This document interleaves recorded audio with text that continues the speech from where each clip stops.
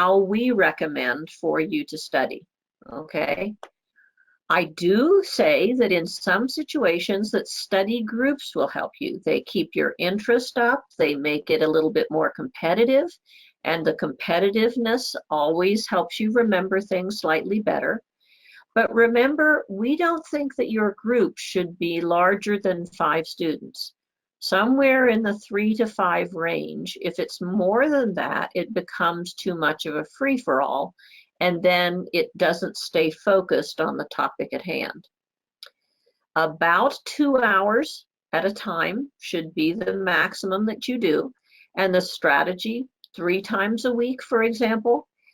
The agenda should be short presentations rotating through the attendees, and then questions and answers to practice and think about the process more.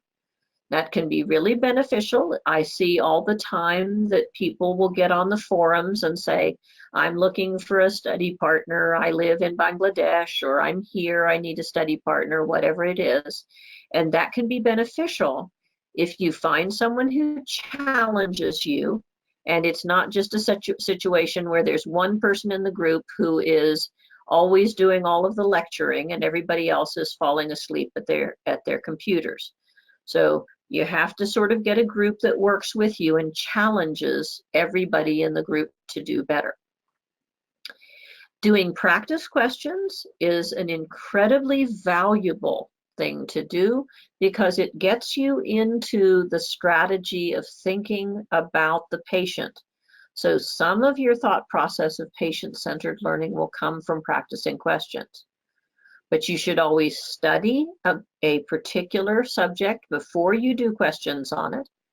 And we recommend that as you use a question bank, you start with by subject questions in a timed fashion. And then as you get closer to your exam date, then you would want to be doing mixed up subjects, 40 blocks at a 40 questions at a block, and then doing them with all new and mixed up subjects every time, okay?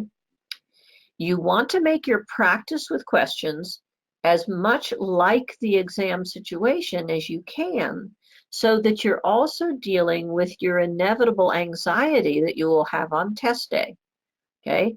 Ideally, you will have done so many questions from so many different sources that when you finally go into the Prometric Center on exam day, you're simply going to say to yourself, hey, I'm sitting in front of a different computer, but I'm doing exactly what I've been doing for the past, weeks, and therefore this is just another day at the office. I'm not doing something new and frightening. I'm doing something that I've been preparing very hard to do all along. Now, people were asking about what question banks I like. The gold standard for question banks is UWorld. Okay, it is without a doubt the best bank that is out there. Okay, everybody uses it as the standards. If you get on the forums, you can find out what numbers of questions right on a UWorld block will correspond to what score on the exam, and I'll talk about some of that. I sent my children off to medical school, and I think I forgot to tell you this morning, my son is a surgeon in Albuquerque, New Mexico, and my daughter is going into internal medicine. So both of my children have been through this process that I'm trying to walk you through emotionally here. But I sent them both off to medical school with USMLE RX. I think it is an inferior product. I don't mean to be insulting them, but the point is that the questions are much more simplistic and much more memorizational. So it's the one I recommend to people to start with, to make certain that you have the background knowledge to be able to do the more complex questions that will ask you to think about the process, okay? I would not start with UWorld. I would save it for fairly late in your development. There are a bunch of other question banks. I've watched students on the forums using something that's called AMBOSS. I think it's popular in Australia. As they've put questions up on the forums, I've found some problems in them, but that's pretty universal. I mean, almost all question banks have errors in them, and you simply have to get used to finding those errors and saying to yourself, okay, well, that's a good feeling. I'm good enough to know that that was an error, right? The other thing that you might think of is that the Kaplan question bank is probably somewhere in between USMLE RX and UWorld. And Kaplan just finished purchasing the company I worked for, okay? So they are taking what was Becker's question bank, theoretically, and working it into the Kaplan bank, which is going to mean that there's an infusion of new questions. So I would probably, if you have lots of time and you fear that you're going to run out of questions, I would do Kaplan second, and then my final go would be with UWorld.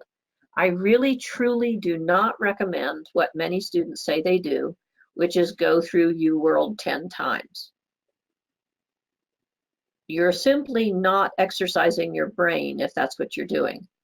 You have gotten to the point where you know the answer to the question, you're picking the letter, and that's not a good study plan, okay? You want practice to be hard. Every question should be a new one to you that you're having to think through, okay? Now, one of the things that I want you to remember is that this is a personal voyage for each and every one of you. We all think differently. We all come from different backgrounds. We all have different starting points. So don't compare yourself to people in your class who are trying to do the same thing. It's very convenient for the really sharp students to be saying to themselves all the time, well, I'm getting better than so-and-so is doing on this test we just took. But the point is, this is a personal journey. And so every time you are comparing yourself to the process that someone else is doing, you run the risk of false equivalencies, and you have got to make certain that it is your score that is improving, not the relativity between your score and someone else's, okay? So think about this as being yours. Don't let other people get inside your head by telling you, oh, you know, I just did this practice exam and I got a 280 on it. Those things can be so destructive to the process that you should be thinking through, which is, okay, so today I got a 50% on this one. Tomorrow I'd like to get up to a 51%. And the next day I'd like to get up to 52. It's personal for you. And so you should constantly track your own development and simply try to blot out any concept of how anybody else is doing, okay? The study of questions always takes you back to study more, because if you missed a question, it means that there's something that you did not understand fully and you need to go back and review, okay? So the review process